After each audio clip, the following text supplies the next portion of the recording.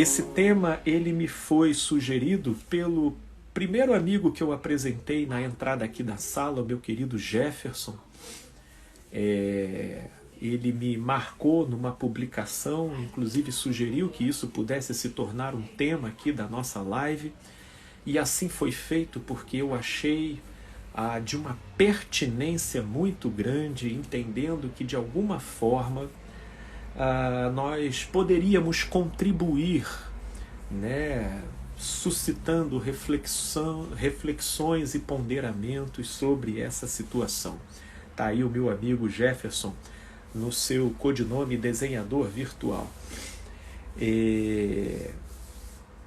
Creio que vocês puderam assistir, isso foi amplamente noticiado, né, nas redes sociais, na grande mídia, nos principais canais de comunicação, acerca de uma mãe médica, cujo primeiro nome é Fernanda. Eu confesso que eu não estou me recordando do nome completo dela, mas que possuía uma filha de 14 anos de idade.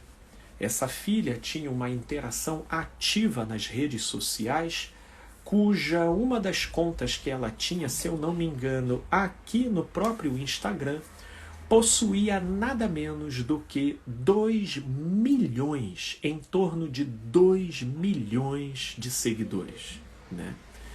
E observando, né, observando o comportamento, a postura, a desenvoltura, o desenvolvimento da filha, essa mãe, ela toma uma iniciativa que possivelmente já tenha sido, né, orquestrada por outros pais, mas talvez até pelo peso da popularidade que a filha tinha nas redes sociais, o posicionamento dessa mãe ganhou uma evidência enorme. E creio que isso também possa ter sido provocado pela maneira sábia, pela maneira moderada, pela maneira apropriada com que ela, inclusive, se coloca de maneira delicada para comunicar ao público seguidor da filha dela as razões do porquê ela tomou a postura que ela tomou. Logo, o pacotão do conjunto inteiro, de fato, é daquelas notícias que eu creio que valem a pena ganhar repercussão, porque acabam, na sua repercussão, gerando boa ocasião para reflexões saudáveis, relativo aos desafios que nós estamos vivendo enquanto sociedade, enquanto coletividade, na conjugação com a especificidade que tem caracterizado esse tempo, que é, como nunca antes, a intensificação e o aprimoramento da tecnologia, onde cada vez mais a nossa tecnologia criada, ela começou como sendo um aparato que chegava apenas até a orquestração funcional do nosso comportamento corporal, mas agora ela está ganhando uma dimensão de aprofundamento cada vez maior, de maneira a produzir, de maneira a dispor de um poder de formatar almas, de moldar consciências, de condicionar subjetividades. Portanto, nós estamos entrando e, na verdade, nós já estamos dentro, tá?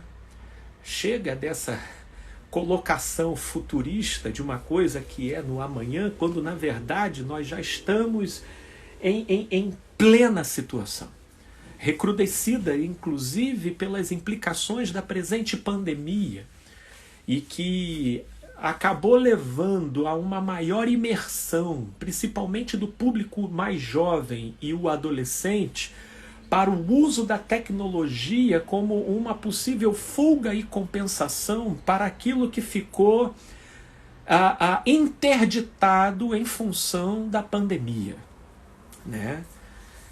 E, portanto, eu queria, quem ainda não viu, se você ainda não viu essa notícia, mesmo aqui me ouvindo, se você dispõe de algum outro dispositivo, aí para aqui, não abandona a gente aqui não, fica aqui com a gente. Se você dispõe de um outro computador aí do seu lado ou de um outro celular, é só você digitar lá no Google: mãe exclui conta da filha das redes sociais. Só botar isso lá que você já vai ver uma chuva de notícias, inclusive essa mais recente que eu estou mencionando aqui e que ganhou ampla repercussão. Só para você ter uma noção dos detalhes. A rede social dessa menina foi cancelada e a mãe apresentou na sua justificativa, explicando para o seu público, que ela não queria que a sua filha tivesse a sua autoimagem e o desenvolvimento da sua personalidade sendo construída, condicionada pela quantidade de likes e pela visibilidade que ela conseguia nas redes sociais. Um segundo ponto que ela chamou atenção é em relação ao tipo de produção que ela relata ser uma tristeza ter se tornado objeto de consumo e, portanto, condutor para a criação de fama na geração presente. E isso nós não estamos falando de um conteúdo de espiritualidade consistente. Isso nós não estamos falando de uma bagagem filosófica ou de um conhecimento medicinal ou de alguma experiência de vida ou de algum testemunho que possa levar ou de algum até algum talento que expresse, né, todo um exercício e uma configuração de vida que possa, no seu contexto como um todo, contribuir para a inspiração, para a edificação, mas, na verdade, aquilo que está movendo verdadeiras constelações de admiradores tem sido pequenas dancinhas orquestradas. Quando muito, a demonstração de certas partes do corpo, que não era o caso da filha dela, mas são determinadas produções recortadas de entretenimento, sem base, sem contexto, movida apenas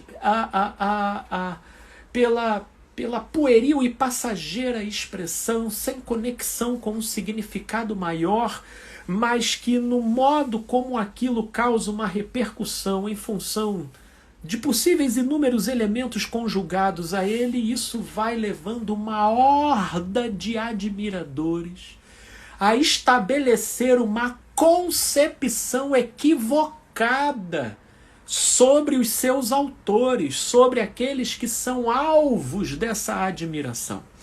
Concepção equivocada essa, não só na direção daquilo que os levam a admirá-la, mas também daquilo que os levam a criticá-la.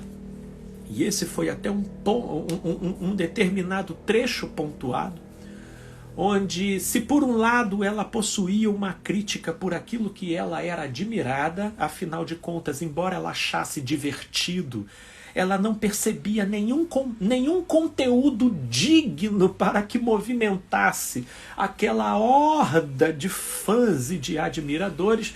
Por outro lado, ela também não via a menor pertinência naqueles que a criticavam, porque não faziam a menor noção da verdadeira realidade, da essência dela. E que, na verdade, isso retrata muito dessa geração. A tecnologia tem propiciado a essa geração uma oportunidade de visibilidade onde uma vez submetido ao crivo de uma quantidade imensa de espectadores, você vai estar sempre arrebanhando um perfil específico que, se ele atinge uma determinada quantidade de pessoas, aquilo ganha vida própria e você passa a ser um atrativo justamente porque você já atrai sobre si a atenção de inúmeras pessoas. De modo que chega um momento, chega uma hora que, se lá no início você teve que se esforçar um pouco mais para produzir alguma coisa que chamasse atenção, chega um momento que, se você levanta um braço, isso já é algo da ordem de comentários, estudos, conversas e temas de discussão em fã-clubes, em clubes de admiradores daquela pessoa. Ora, tudo isso vai contribuindo para a construção de uma second life, né? Aquilo que Jung, um dos principais teóricos da psicologia, chamava de persona. Persona é um termo retirado do grego e que diz respeito a uma máscara que era utilizada pelos personagens de um teatro a fim de exercerem o seu papel em cima do palco, né? E Jung, ele utiliza esse termo como uma metáfora para tentar traduzir uma dinâmica do nosso funcionamento subjetivo. E eu creio que esse é o primeiro passo que nós vamos dar aqui para começar a refletir sobre aquilo que é o tema da nossa noite aqui. Redes sociais e a sua influência na formação da personalidade, né? Eu creio que o primeiro degrau que a gente vai pisar, a gente precisa falar dessa persona.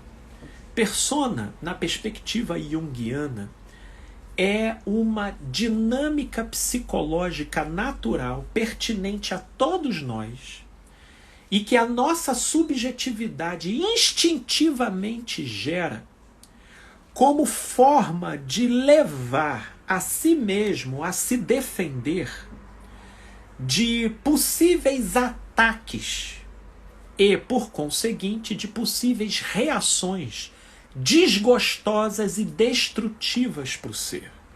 Ora, numa fase de estruturação da nossa subjetividade, onde nós ainda carecemos de firmeza, carecemos de consistência, porque tudo ainda se encontra muito difuso, tudo se encontra ainda muito sem consistência. E que fase é essa? É a fase da infância, e ela entra meio que na adolescência dentro. Nessa fase, os sentimentos de rejeição e os sentimentos de inferioridade, eles são extremamente perturbadores para a formação da subjetividade.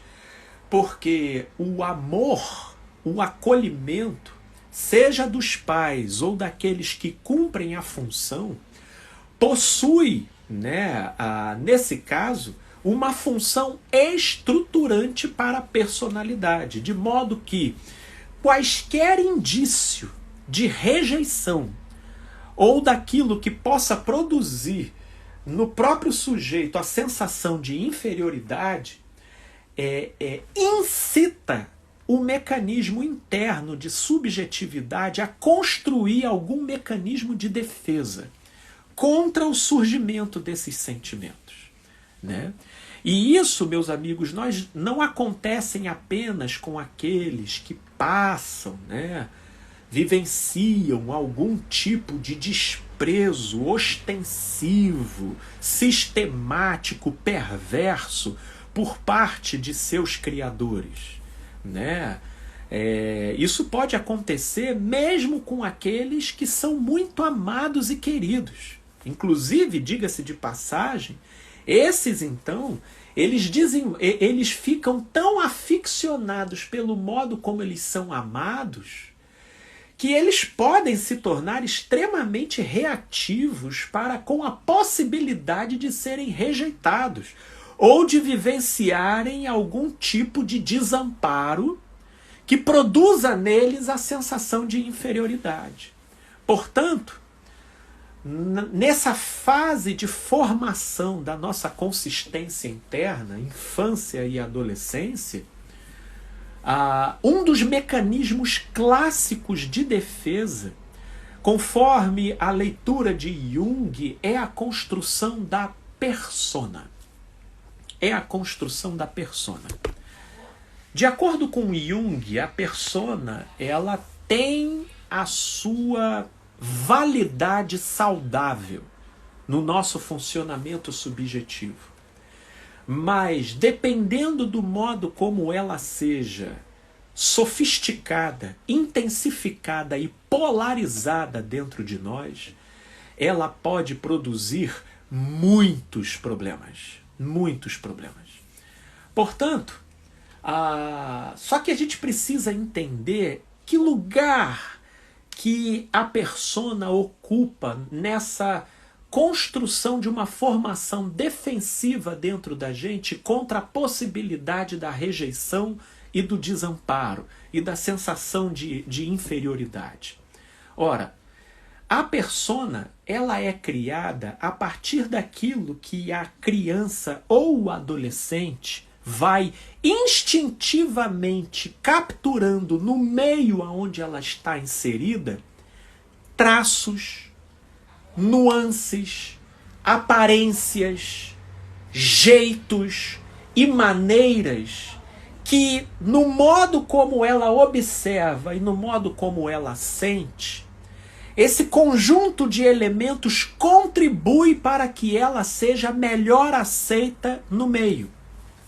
Isso às vezes é muito evidente na adolescência. Eu acho que muitos pais aqui que tenham filhos adolescentes, às vezes vão notar. O modo como ele se comporta quando o adolescente está em família é um. Quando ele está em grupo é quase uma enantiodromia. Ele muda da água para o vinho. Porque ali ele então se reveste de uma persona que diz respeito a um código de vestiário, de comportamento, de maneiras que concedem a ele a senha de acesso para a melhor vivência dentro daquele grupo. A persona, portanto, ela nasce do nosso potencial de adaptação à diversidade de ambientes dos quais nós somos circundados. Porém, esse potencial, pelo modo como ele possa ser incitado dentro da gente, ele pode gerar extremos. E esses extremos podem vir a produzir personagens que entrem numa profunda dissociação com a nossa própria verdade, com a nossa própria essência. E aí, quando essa mãe, essa médica chamada Fernanda, ela anuncia que ela não quer ter a autoimagem e a individualidade da filha comprometida por um feedback virtual de pessoas que não conhecem a filha dela de fato e verdade, fazendo elogios sem conhecê-la e fazendo críticas sem ter a menor noção de quem ela seja, é nesse ponto certeiro que ela toca, relativo àquilo que nós estamos refletindo aqui. Porque o que acontece? Ainda dentro desse enredo interpretativo de Jung, se a gente fala de persona, inevitavelmente a gente precisa também refletir sobre sombra. Porque no afã de nos distanciarmos da possibilidade da rejeição e do desamparo, dependendo do modo como o personagem que a gente criou se faz cativante para o olhar do outro, a nossa tendência é a de começar a sentir vergonha de nós mesmos. De nós mesmos. Porque nós mesmos, na melhor das hipóteses, começamos a ficar totalmente desinteressantes em comparação ao modo como a nossa persona é adulada e aclamada pelo público. De modo que esse tipo de discrepância, quando eu começo a hipervalorizar a persona que eu criei, no início com o objetivo de me adaptar, mas com o passar do tempo, uma vez que eu vejo que essa persona ela adquiriu uma fama e um reconhecimento tão positivos, é que aí é que nasce o X do problema. É quando o sujeito desiste de ser ele mesmo, querendo se substituir pela persona que ele criou. Só que aí é que mora o grande problema. A persona, ela não traduz a nossa verdade como um todo. Logo, se não traduz a nossa verdade como um todo, para que eu substitua a persona a mim mesmo, haverá muito de mim que eu precisarei reprimir, negar, esconder. E quando eu começo a tratar as minhas próprias verdades sobre isso, dessa maneira, quando a minha própria verdade de alguma forma se aflora, o sentimento que ele brota em mim é o de culpa, o de vergonha ou de fuga. Portanto, o modo como eu me aficiono à minha própria persona forja em mim uma esquizofrenia, um tipo de esquizofrenia, mas não ao estilo da esquizofrenia patológica, psiquiátrica, mas no que diz respeito a uma divisão interna. Essa parte rejeitada de mim, que eu preciso negar para dar sustentação ao personagem que eu criei, Jung chamava de sombra. Jung chamava de sombra. Ora, e uma outra dinâmica que Jung constatou é que aqueles traços, aquelas características, aqueles elementos da nossa própria verdade, que foram exilados na sombra da nossa personalidade, porque acabaram não possuindo espaço para interagirem com a persona que a gente criou, para satisfazer o paladar dos nossos admiradores. Esses elementos aí, lá na sombra, eles não ficam ali quietos, passivos. Jung observou que essas características elas entram numa espécie de revolta. Porque é como se elas se sentissem injustiçadas de terem sido rechaçadas de participarem de um universo dos quais elas pertencem, mas cujo direito lhes foi negado. Então essas características começam a reivindicar o seu espaço. E é aí, nessas circunstâncias, que Jung começava a observar que pessoas de uma persona pública, coletiva, extremamente aclamada, ovacionada e querida, frequentemente era protagonista de algum escândalo, de alguma gafe, ou de algum comportamento altamente contraditório ao personagem que lhe foi criado para satisfazer os paladares dos seus admiradores.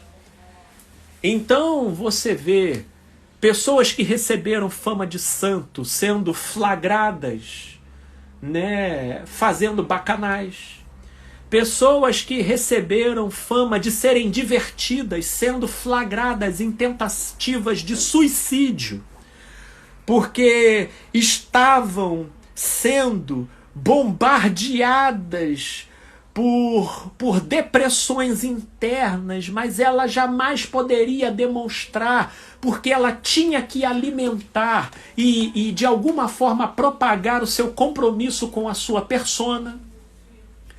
E então começa uma série de distorções, onde o sujeito acaba recaindo, por exemplo, naquela colocação de Paulo, o apóstolo, em Romanos 7. Aquilo que eu quero, eu não faço, mas o que eu não quero está sempre diante de mim. Essa frase de Paulo, ela é muito ilustrativa relativo à revolta da sombra, que Jung destrinça, né, na sua teoria psicológica do nosso funcionamento subjetivo. Portanto, o que eu estou dizendo aqui não é difícil de a gente conseguir identificar no comportamento adulto. E vira e mexe, a gente se vê completamente... A gente, quando não se vê, não é difícil de a gente conhecer alguém cuja... Olha, por exemplo, haja visto... Pega aí o Dia dos Namorados. É uma coisa fácil de você ver. As redes sociais ficam abarrotadas de fotos românticas. E quantas não foram as vezes que você, conhecendo o casal, sabendo a situação em que eles estão, e aí você olha aquela foto com juras de amor eterno, abraçados, fazendo uma composição, né, altamente romântica, ao estilo de Hollywood, mas que não tem a menor pertinência com a realidade. E vai ficando cada vez mais claro que a tecnologia, ela tem possibilitado a visibilidade que, sendo uma aspiração de autoafirmação para aquilo que traz elementos para a configuração da autoestima e da autoimagem da pessoa, ela então busca muitas vezes a visibilidade para, pela via do feedback das pessoas, ela ter uma compensação daquilo que ela não consegue vivenciar na realidade. E aí é por isso que, inclusive, isso é parte de uma pesquisa, que boa parte das pessoas que ficam ostentando com demasiada frequência o benefício de uma determinada situação, na maior parte das vezes a questão do relacionamento, por vezes, são os que menos desfrutam dessa realidade. Dessa realidade. Eu jamais poderia generalizar, mas, por outro lado, eu me sinto ousado em dizer que é isso que permeia boa parte dos casos. Boa parte dos casos. Por quê? Porque o que está em jogo aí? Persona e sombra. O que ela demonstra nas redes sociais é o personagem daquilo que ela gostaria de viver. Porque conforme o eu idealizado que ela criou para ela mesma, ser uma pessoa bem-sucedida na vida afetiva é alguém que a coloca numa posição de projeção em relação a tudo quanto ela sente e percebe que possa relativizá-la enquanto pessoa. Então, ela tem uma necessidade de exibir para dentro dela poder desfazer a possibilidade da rejeição e do desamparo. Mesmo que isso de fato e verdade não corresponda à real realidade que ela vive dentro de casa. E aí é o tipo de pessoa que quando chega até o momento de se separar, ela precisa sumir das redes sociais. Porque às vezes isso acontece no dia seguinte em que ela acabou de postar ela acabou de fazer uma postagem completamente romântica e poética e bem elaborada, levando todo mundo a pensar que ela estaria vivendo o ápice do momento amoroso dela, e no dia seguinte ela separa, mas ela já vai ter que ir saindo da rede social, porque a inconsistência fica enorme entre a persona e a realidade que se impôs perante a luz da visibilidade do olhar das pessoas. Eu vou até aproveitar essa pequena pausa aqui que eu acabei fazendo, e eu vou ler aqui uma colocação que a minha amiga Ana Barcelos fez aqui em cima. Muita verdade, muita... Ô, querida Ana, em primeiro lugar, boa noite, minha amiga. Seja muito bem-vinda. Amiga sempre presente, sempre que pode aqui nas lives. Muita verdade, e muitas vezes as pessoas interagem com os recortes na nossa vida publicado nas redes sociais. É isso, Ana.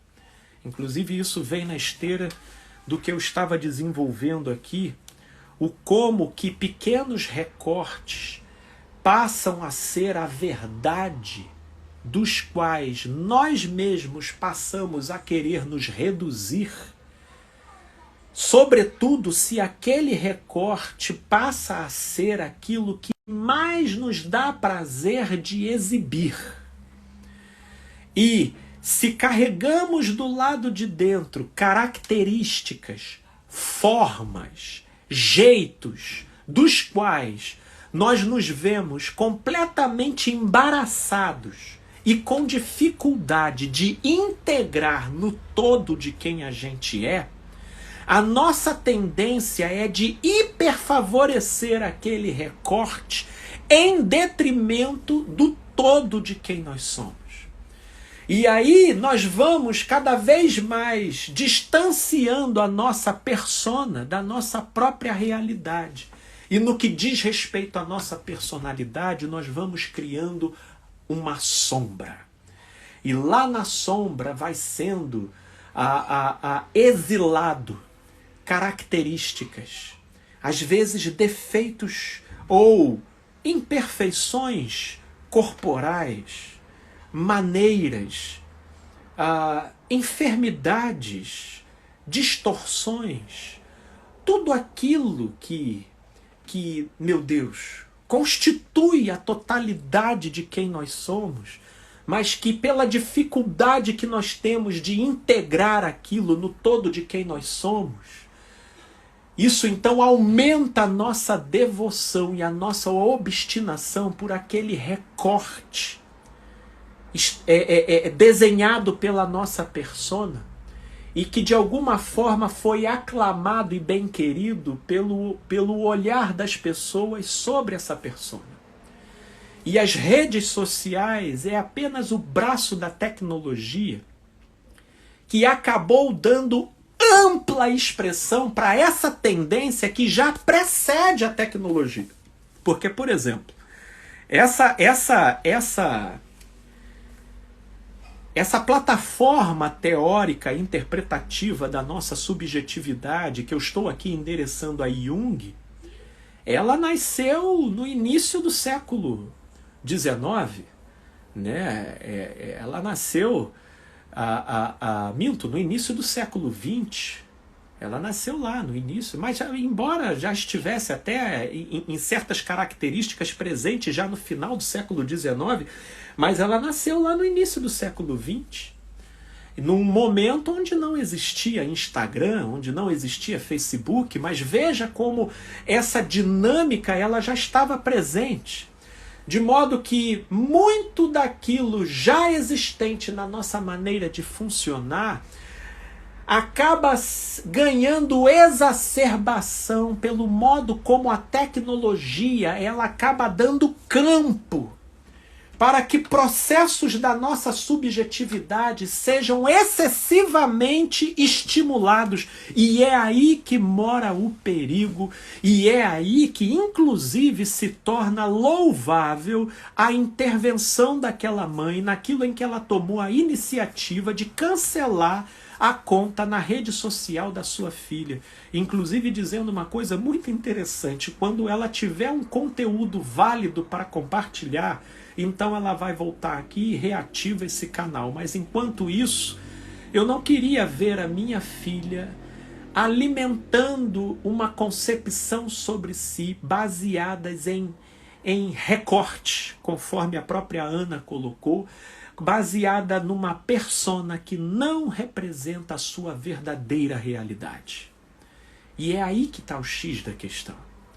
E eu vou vendo algumas meninas que, porque o bumbum dela chama atenção, então a tendência dela é virar a menina bumbum. E o outro, porque a voz dele chama atenção, então ele se torna aquela voz. E aí o outro, que porque a piada foi o que deu certo, então ele só se torna um piadista. E aí o outro, porque a maneira dele se manejar, ou porque as brincadeiras que ele faz, e nós vamos nos tornando cada vez monotemáticos. E ao invés de nós criarmos um contexto que amplie e aperfeiçoe os nossos potenciais, nós estamos cada vez mais favorecendo aquilo que afunile e atrofie a expressão dos nossos potenciais, onde o olhar do outro e de um público distanciado por aparatos de tecnologia que não tem a menor apreciação espiritual para discernir em você a verdadeira vocação que você carrega na vida, mas ela pode vir a admirar em você justamente o que em você é supérfluo, enquanto a sua vocação se passa desapercebida para eles e até para você mesmo. Porque dependendo do momento da vida em que se suscite essa admiração, sobretudo na infância e na adolescência, onde a carência é muito exacerbada para a formação da sua consistência interna, acaba que a menina, ou o menino, ou a pessoa cresce achando que o talento dele é um requebra. Olha o meu talento. Olha que gostoso. Ou que o talento dele é só o rostinho, a imagem. Ou de que ela é só o bumbum ou a coxa torneada. Ou de que o dele é só a piada. E às vezes, meu Deus, a vocação, ela vai se desdobrando em outra direção, mas quando o jovenzinho vai olhar, meu Deus, mas eu já tenho tanta aclamação pelo modo como eu fui recebida por esse recorte da minha vida, que é uma covardia eu abrir mão de toda essa admiração e migrar de maneira solitária naquela direção que é uma coisa que tem até uma identificação mais íntima, mas, meu Deus, quem é que bate palma para aquela característica em mim? Isso porque, se por um lado a rejeição, uma rejeição recebida, cria na gente uma frustração que tende a ter uma reatividade de desgosto e de antipatia, por outro lado, a admiração recebida gera na gente uma gratidão com uma subjacente necessidade de querer gratificar o outro de alguma forma por ele ter te admirado. É por isso que, se a pessoa ela não tem uma consistência interna, ela se vê sequestrada em ter que gratificar a abundância de admiração que ela recebe. Mesmo que isso seja por uma característica que nem de longe representa o todo daquilo que se é. E é aí que mora o X da questão. É aí que mora o perigo da coisa, né? Por exemplo, eu já vi, eu vou ter dificuldade de mencionar nomes e exemplo para vocês, mas talvez vocês que acompanhem a situação, às vezes teve até uma médica, né, que recentemente esteve presente na CPI da Covid, né? E diante de tantos discursos negacionistas, treslocados, equivocados e que reforçam uma versão altamente prejudicial para a política de saúde nesse país, senta aquela doutora, que eu confesso para vocês que eu não me recordo o nome, mas com uma loquacidade, com uma lucidez e com uma propriedade, ela se faz ali a oradora, né? A paladina do óbvio, né?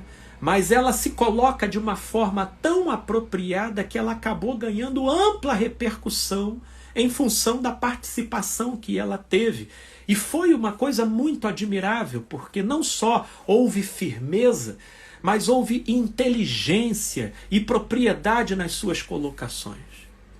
Ora, essa doutora, ela é bonita, ela é admirada, e não demorou muito para que determinados olhares e segmentos da mídia já quisessem lançar sobre ela um recorte de popularidade completamente desvencilhado do papel que ela cumpriu ali.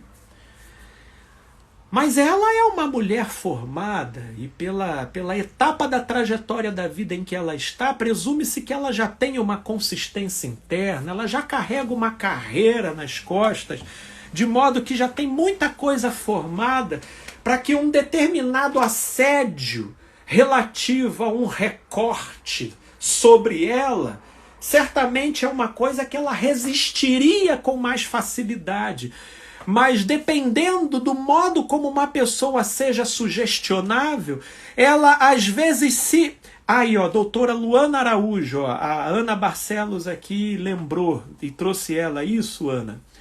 Às vezes, dependendo do modo como pessoas criam um destaque, a visibilidade coletiva que possui as suas ênfases particulares. Como assim, Felipe? Sim, existe uma espécie de vida própria no coletivo. Cada indivíduo tem uma percepção individualizada, mas quando o indivíduo entra na soma de um todo e participa de um coletivo, esse coletivo vira uma outra instância, vira uma outra entidade, né? De modo a gente, então, a falar de uma mentalidade coletiva. E a mentalidade coletiva, ela dispõe de valores e de ênfases que muitas vezes difere diametralmente das ênfases e dos valores de muitos dos indivíduos que pertencem àquele grupo.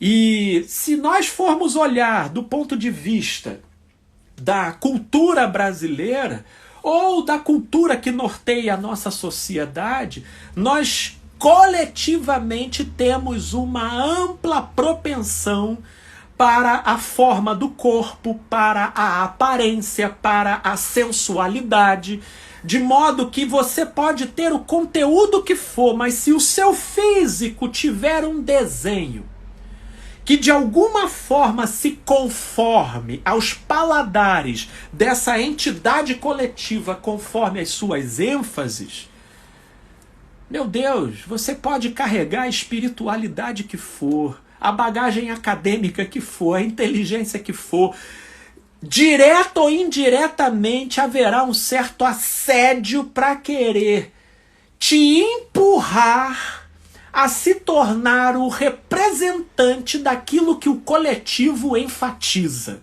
que é a aparência, que é a sensualidade, que é o corpo, e que são todas essas superficialidades que no seu recorte nem de longe representam a totalidade da nossa essência e dos potenciais maravilhosos que nós temos para oferecer à vida e ao próximo. Ora, se isso aliena adultos, o que dizer de crianças e de adolescentes? O que dizer de crianças e adolescentes?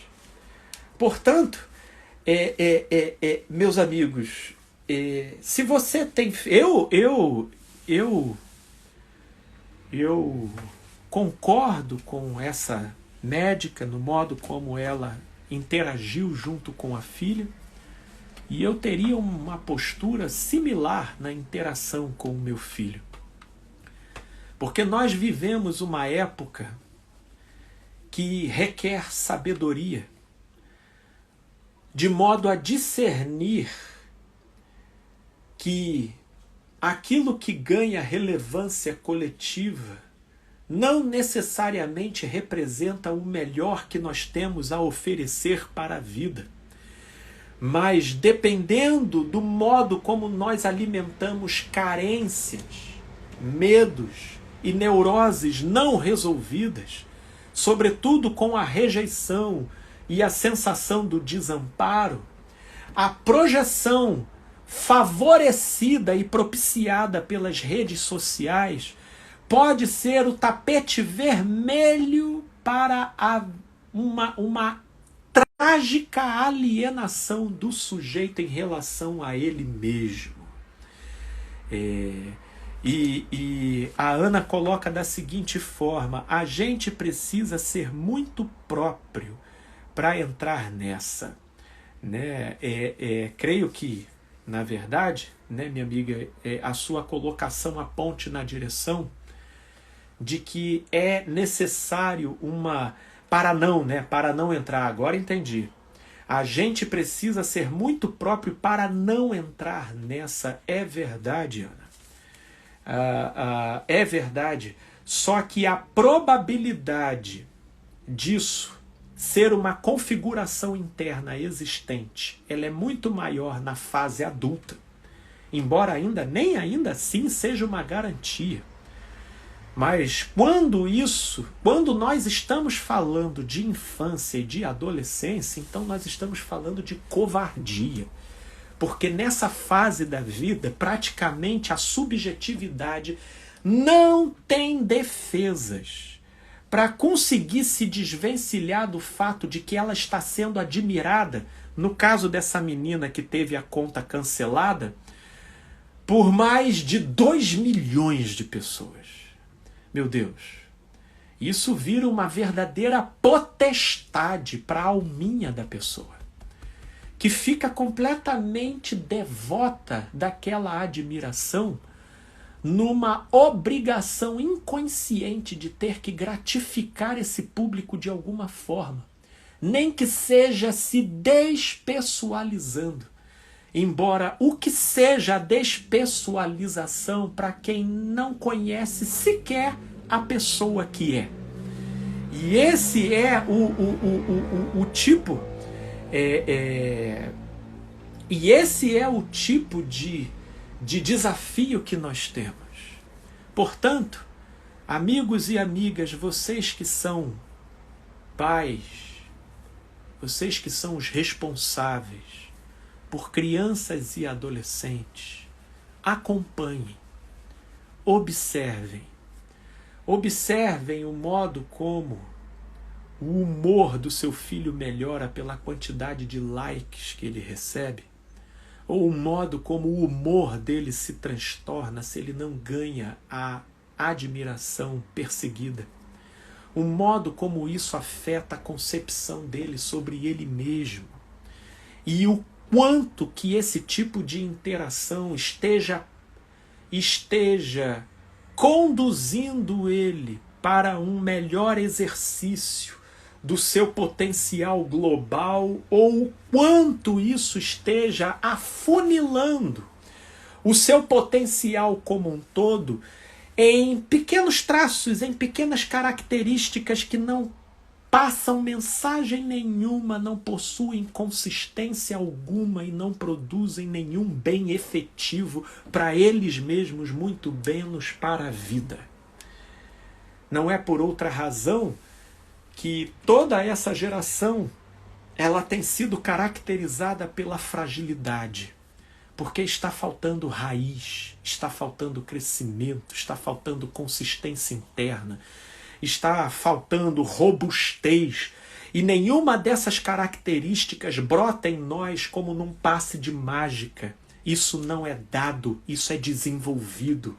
Mas como se desenvolverá se a tecnologia tem ensejado uma indústria de gratificação e de enaltecimento daquilo que nos seja mais superficial e completamente distante da verdadeira vocação do que teríamos a oferecer?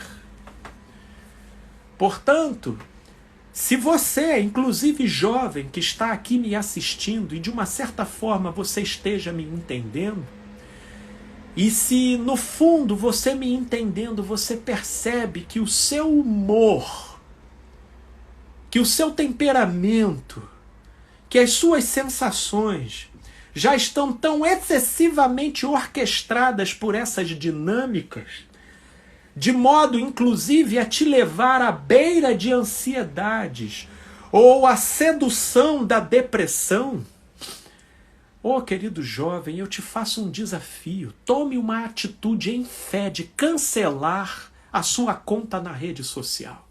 Cancela. Cancela não para sempre. Para sempre é um termo muito forte, mas até um tempo oportuno. Para que em você possa se desenvolver a formação de consistências internas, de maneira a te favorecer, desfrutar dessas ferramentas sem ser marionetizado por elas. Esse é o desafio. E, meus amigos, olha aqui, a Ana, ela trouxe aqui uma questão que diz o seguinte: a gente precisa fazer esse acompanhamento muito de perto para direcionar nossos filhos. Esses bombardeios vêm de todos os lados e eles começam a viver de validação alheia através das redes sociais. É isso, Ana. É isso.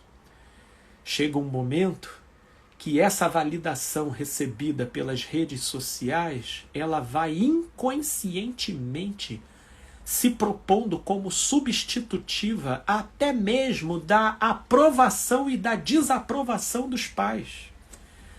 Que, na verdade, era uma instância que até um tempo atrás, na ausência dessas tecnologias, era algo com um poder tremendo de mobilizar a subjetividade na formação da personalidade de uma criança e de um adolescente. Portanto, isso que você colocou aqui é de extrema importância.